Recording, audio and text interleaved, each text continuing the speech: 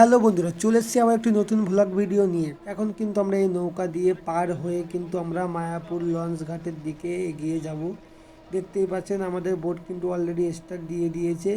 বেশিক্ষণ লাগবে না, মাত্র 5-6 মিনিটের একটা ব্যাপার থাকে যে এই ছোট্ট একটি নদী আছে সামনে, যে নদীটি আপনারা দেখতে পাচ্ছেন ওটা হলো গঙ্গা নদী।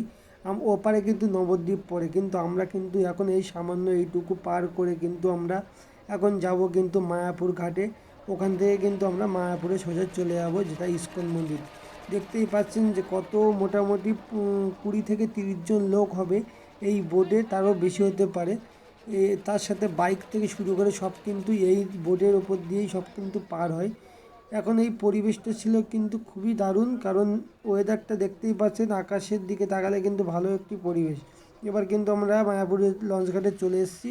দেখতেই পাচ্ছেন এখান থেকে কিন্তু বাইকগুলো কিন্তু আগে বার হচ্ছে। অনেক বাইক কিন্তু এখানে কিন্তু যাতায়াত করতে একটু প্রবলেম হয়, কারণ এখান থেকে বাইক ওঠা নামানো করা একটু মুশকিল ঠিকই, কিন্তু অনেকে হেল্প করে দেয়, একটু ঠেলে দিলেই কিন্তু উঠে যাচ্ছে। দেখতেই পাচ্ছেন যে আমার সামনে দুটো বাইক কিন্তু দাঁড়িয়ে পড়েছে। এবারে এখানে একটু আমি ভাবলাম যে এদেরকে একটু ঠেলে দেবো, কিন্তু না, এরা দেখছি নিজেরাই উঠিয়ে নিয়ে যেতে পারবে। আপনারা দেখতেই পাবেন একটু পরেই যে কীভাবে দেখুন ধীরে ধীরে সব বাইক কিন্তু চলে যাচ্ছে। আমি সবার লাস্টে যাব, কারণ আমি কিন্তু এই বাইকগুলো কীভাবে যায় এটা পুরো সম্পূর্ণ দৃশ্য তোমাদের দেখানোর চেষ্টা করছি।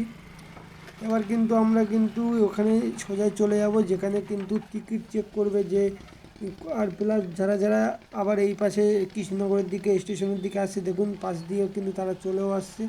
এই বোটে করে কিন্তু তারা আবার পার হয়ে যাবে। কিন্তু আমরা যেহেতু এখন আমরা যাব সোজা মায়াপুর ইস্কনের দিকে, তো আমরা সোজা কিন্তু চলে যাচ্ছি। মোটামুটি কিন্তু ভালোই ভিড় আছে, যেহেতু আমি আজকে হোলির দিনে এসছিলাম। আজকে যদিও অনেকটা টাইম হয়ে গেছে, আপনারা ভিডিওটা আপনাদের কাছে পৌঁছাবে, কিন্তু দেখতেই পাচ্ছেন ভালোই কিন্তু ভিড় আছে এই জায়গাটি। একটা অকেশন টাইমে কিন্তু ভালোই ভিড় হয় এই জায়গাটা।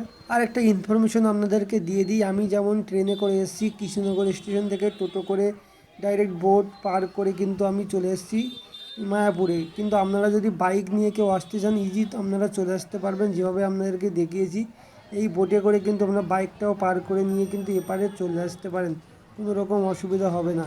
যারা যারা বাইক নিয়ে আসতে চান তাদের জন্য কোনো রকম অসুবিধার কোনো ব্যাপার নেই, আপনারা চলে আসতে পারেন। এত সময় দিয়ে যারা লাস্ট পর্যন্ত ভিডিওটি দেখেছেন তাদের জন্য অসংখ্য ধন্যবাদ।